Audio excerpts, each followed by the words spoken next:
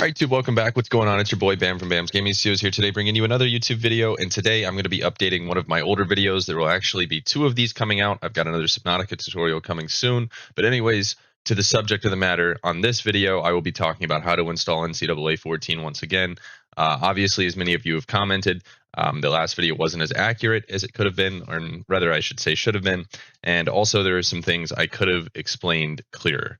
Now, with that being said, I did upload a better video and it got taken down for copyright. So I'm going to be doing this the best I can without breaking any copyright terms and conditions. So with that being said, let's go ahead and dive into it. The first thing I want to say is that you really do have to follow every single step with this down to the T. It's really annoying, I know. But if you'll listen to me throughout the video, I promise you by the end of it, you'll have a working NCAA 14 with College Football Revamped installed. So I want to start out by explaining our PCS3, which I have downloaded right here, and I'll also show you the website for right here. So now all you're going to want to do to find this, I'll have it linked in the description, but you could also look it up on the internet. It's rpcs3.net. And what this is a PlayStation 3 emulator. And what an emulator does is takes a gaming platform like the PlayStation, Nintendo, any kind of Nintendo, like a Wii, Switch, etc. And some of I don't know if the Switch is even possible, but anyways, it takes that and it allows you to put it on other platforms, mainly the computer. So that what this allows you to do is have a PlayStation 3 on your computer, essentially. Because when you get into the big picture of things, all consoles are computers with a console-based operating system on them, like a PlayStation operating system or Xbox, and so on. So with that being said, you're going to need to download the RPCS3 emulator first. And when you're done with that, you will be greeted with this. And what you might ask what this is. This might not be familiar to everyone. This is a RAR file or a zip file. It's actually specifically packaged with 7-zip, it looks like. So I'm going to go ahead and explain to you now also what WinRAR is and show you the website as well as 7-zip. Now, what both of these are archive extractors. You can also archive things with these programs. And what that allows you to do is compress file size. So that's the only reason these files are downloaded this way, is because they're larger and the uploaders or creators put them in a RAR to get the file size down for people to be able to download it either quicker or to be downloaded in general, because there are limits to download servers. So you will also need to download this and install it. I do have it installed. I also have 7-zip installed, so I'm not going to go through that. I actually might pause the video here in a second to see if it'll still let me start up the installer and show you guys how that's going to work. But you will need to download one of these two programs. Either one of them will work just fine. So with that being said, hold on. Let me pause it for 1 second. I don't want any mistakes. I'm going to check on whether or not I can show you guys how to do this. Okay, so it will at the very least let me open the installer. So I'm going to jump through this with you guys real quick. So you'll hit download WinRAR, download free trial, and it'll download it. It'll get that started. As you can see, I've already downloaded it once before. And the great thing is it shows you guys right here exactly how to install it. So I'm going to go ahead and minimize this. I have the installer in the background here. As I said, I'm not actually going to install it all the way, as I already have it installed, and you guys can see that. And I'm going to go ahead and hit install here. And then when this comes up, you'll just want to make sure that really, honestly, everything is selected, at least on the associate WinRAR with side. And then after that, you hit OK, and that's that. So then once that's done, this won't have this kind of look anymore where it's just a white file with no program attached to it. It'll have this look. It'll look like an archive. It says WinRAR archive. So now that we're here, what we're going to do is open up this archive. And we're going to take, this is the entirety of the RPCS3 emulator. You actually don't have to run an installer. So I am going to go back into my new volume D here, and I am going to create a new folder called RPCS3 YouTube. I'm just going to name it YouTube for simplicity's sake. And you don't have to name it exactly that, or even RPCS3 for that matter. But you just need a file to put all this stuff in, at least for organization's sake. So once that's done, you're going to go ahead and drop that over in here. And when you do launch this for the first time, obviously there will be some setup steps. So don't get me wrong, it's not that easy, but it is still as simple as just opening this exe. So once this is all in the file, and I guess I could have explained on that last step, all I did there once I opened the archive was highlight everything in it and drag and drop it into this folder. Once you're there, you're going to double click on this exe. It'll load for a second and create some necessary files. And then here is your first screen you're going to see when you open the emulator. I'm going to just go ahead and have it use the dark theme. Say I've read the quick start drive. I'm going to go ahead, or guide, and then hit do not show again, because this does pop up every time unless you click that. It's kind of annoying. You hit continue, and boom, there it is, your emulator. Now, this will happen quite frequently. As I said, I do already have it installed, but the nice thing is the program does this every time you open it, so you can keep up with updates and your games don't start breaking. And also, sometimes they do, so that's a whole nother process. But anyways, they usually fix it pretty quickly. So you'll hit yes, it'll update. I think it closes the program and reopens it. I don't exactly remember. Yep. I do leave this open just so that I know that the update has been successful. And here we are. So this is just a blank RPCS3. You don't really have anything here with this yet. So personally for me, the next step I like to do is installing NCAA 14 so that I can see it here on the game, on this interface. I'm going to go ahead and close this for the time being, and I'm going to show you guys exactly where our NCAA 14 needs to go, because more often than not, I have screwed this up in my videos and it leaves the game broken. College Football Revamped does not work if this file is not in the right place. So I do know where it goes, but I am just going to double check that I'm putting it in the right place.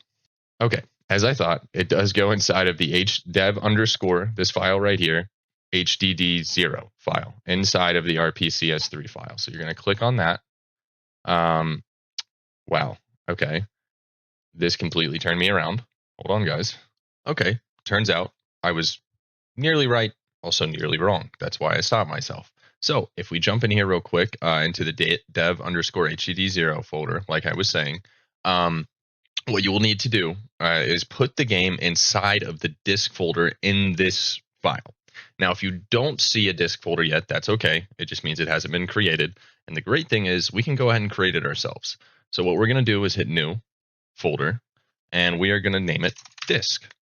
So now once you have that folder, you're going to have to take your copy, and this is where I'm going to have to jump into a little bit of an explanation here in just a second about this, of NCAA 14, either the disk or digital version, and you are going to put it in this folder, and we have to name it something very specific. So now to obtain an NCAA 14 copy, you do have to go purchase it, a disk copy. I can't really think of any other way for you to obtain it, but I know a friend of mine, I think his name is Vem, he might have a good idea. And just, if anything, if he can't help you there, just don't get ripped off. And I just sincerely mean that, because people sell this game for hundreds of dollars. I really, unfortunately, other than telling you to go buy a copy of this, cannot divulge how to obtain the game. That's it. You have to buy a copy of it, and that's final. So once you have that copy, I have it here personally in an archive, and I'm going to go ahead and open that up. And this is what your game file will look like. Sorry, I am absolutely tripping the fuck out right now, guys. Excuse my language. So within that file, you'll see PS3 game, PS3 disc. In that file, you should see all of these things inside of PS3 game. And what you're going to do is take this and you're going to drop it right over here into disk. Now, this is going to take just a minute to do, because it is obviously a few gigabytes. It's a whole game.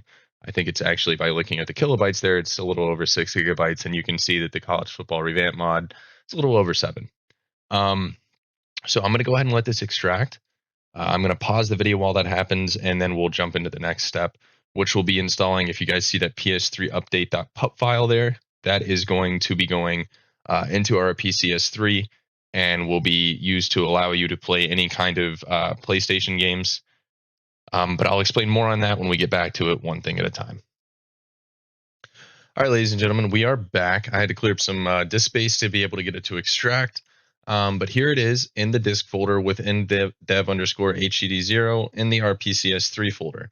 Now, before I paused it, I did mention that you will need to name this file a specific name. So I'm going to go ahead and rename it to that now. I'm not going to try to say it because it doesn't make any sense. But what I am going to do is I will put it in the description, and you'll also be able to see it right here on my screen. So there it is. It's like Blues 31159 dash bracket NCAA space football space 14 bracket. All right.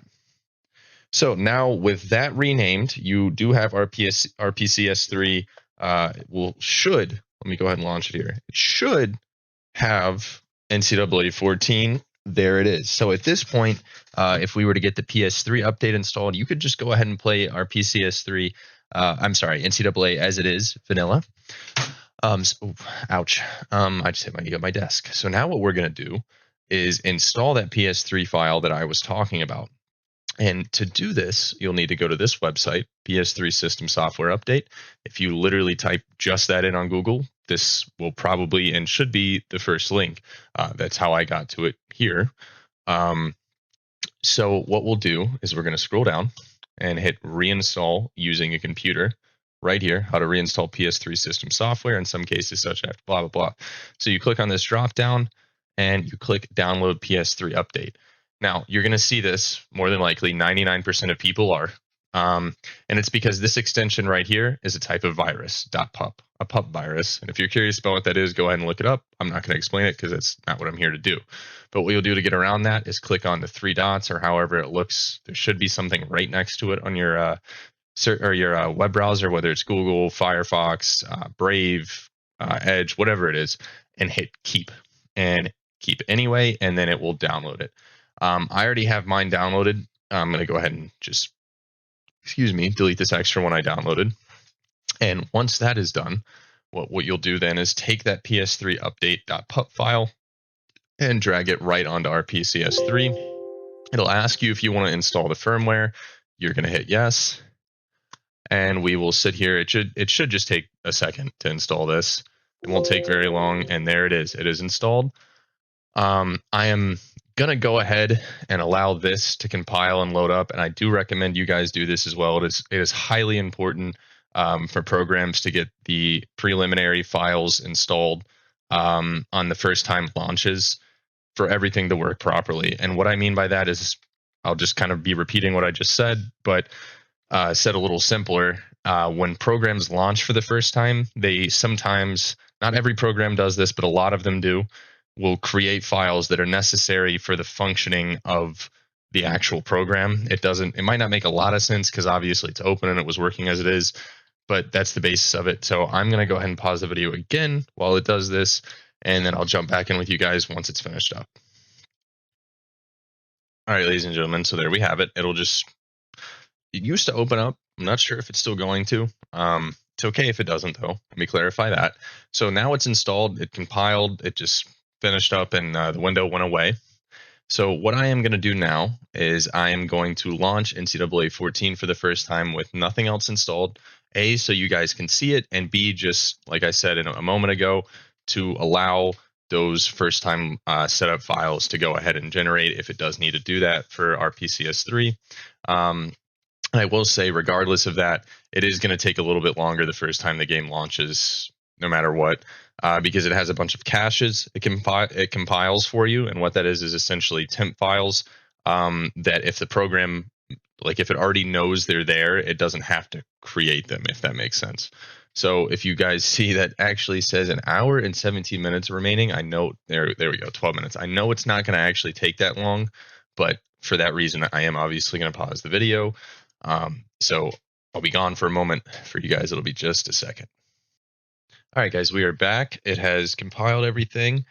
So now to play this, and I will get into this in a later segment as well, you can use a PlayStation or Xbox controller. I do believe either like all the way down to an Xbox 360, PS4, maybe not PS3, but PS4, PS5, Xbox 360, Xbox One. So anyways, I'm going to go ahead and I don't even think it actually registered my controller here. So I'm going to go ahead and close the game. It's launched up, and that's really all that matters. So I'm going to exit the game. And like I said, I'm not showing the controller thing now because I want to get into that later. I just want it to be clear. Okay, excuse me. So now we're going to go to the next step and what is really the final step of this process, and that is installing the revamped mod. So I do already have my copy of it here downloaded, but to download that, you are going to go onto this GitHub here, and GitHub is just a website where developers can post their projects, and it's more of a community thing where everybody can get on and contribute or anyways. So this is what you're going to see when you first load onto it. This link will be in the description, so you're not going to have to go wrestle to find this, but it is really easy to find. Literally all you have to type in is College Football Revamped mod, and this will come up. It will be the first link. So once you're on here, you're just going to scroll down, and if you read, it is all kind of self-explanatory, and if not, they do explain it to you. So now this is where it could be confusing, but it really doesn't have to be. For the PS3 and Xbox 360 versions, you have to have a JTAGged or modded console for those to work. So that's not even a concern at this point. And obviously, we are doing this on the PC, even if it is with a PS3 simulator. Emulator. Sorry, geez. So once you're here, you're going to click on physical disk copy. For those of you that know you have a store digital copy, you can click on that. But for majority of people, it is going to be this physical disk copy here.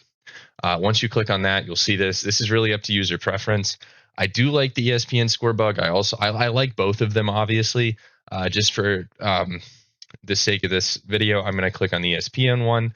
And this is what I was talking about here. It will map the game overlay to either Xbox or PlayStation, depending on what you click here. I do have a PlayStation controller, so I'm going to click on that.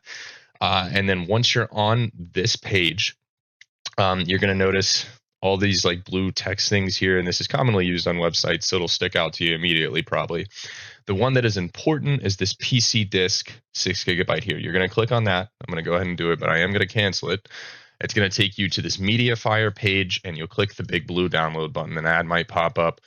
I'm just going to wait to verify that it starts. It did, so I'm going to go ahead and cancel that, and I'm going to go back.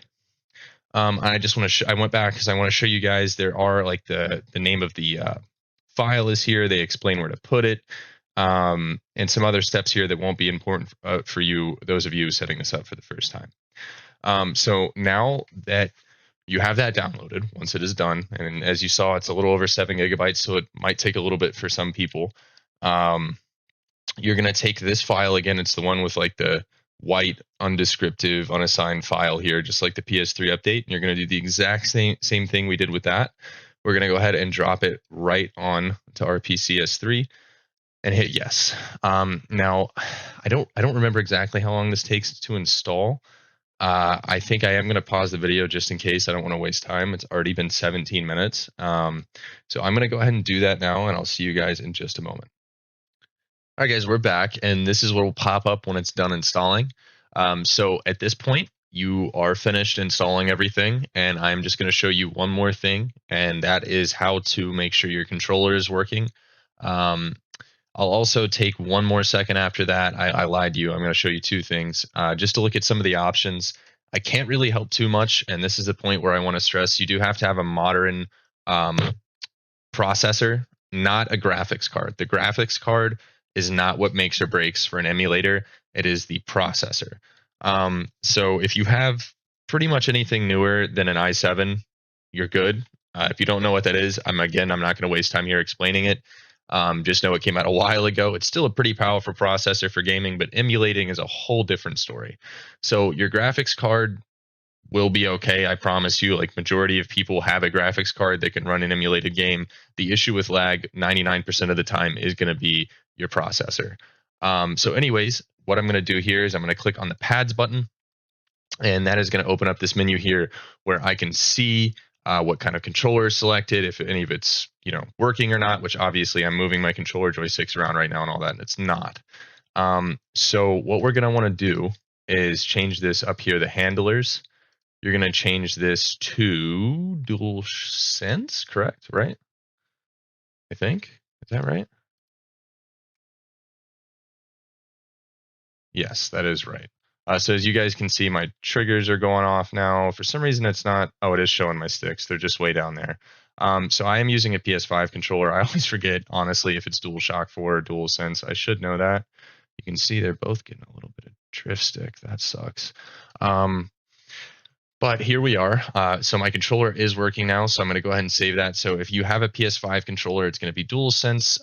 PS4 controller is DualShock 4. PS3 is DualShock 3. And to let you guys know, the NCAA is obviously it's not going to work with a keyboard. X input is going to be any kind of Microsoft controller. X input is the Microsoft like integrated controller handler. I don't know how else to put that. But here we are. This is all set up and ready to go now. So I'm just going to save it.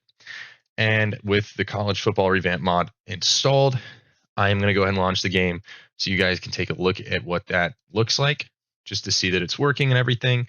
I'm also going to pause the video again because this might take a minute to launch.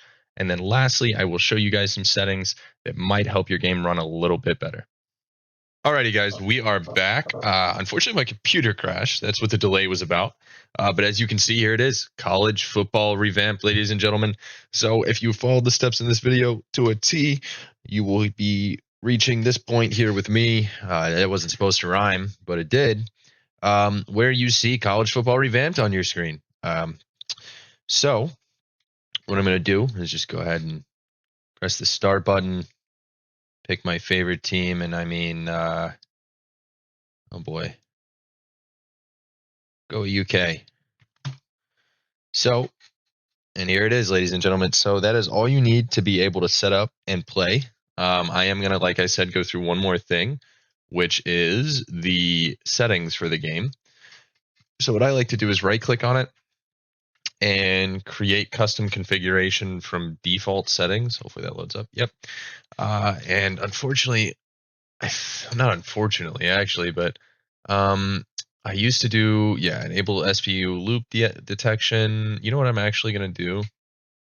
I don't see the launcher anymore, so scratch that. So I'm going to enable SPU loop detection. Thread scheduler I'll leave up to the operating system. I actually don't even have a choice. I'm not going to touch any of this stuff. For the GPU, we're probably going to leave everything alone in here, honestly, especially with it like shaders is something you guys could turn down if you are having a hit. Like I said, the GPU shouldn't affect too much. It should be able to handle it. Now I will say that for a while, async with shader interpreter was necessary for all the graphics in the game to render correctly. If that doesn't work, then go ahead and turn it off. I'm going to turn it on. I'm also going to turn on VSync, which might be controversial. As I've gotten older, funny enough, I've realized that it actually really does help, just especially with my computer aging a bit, that it just, it keeps things consistent.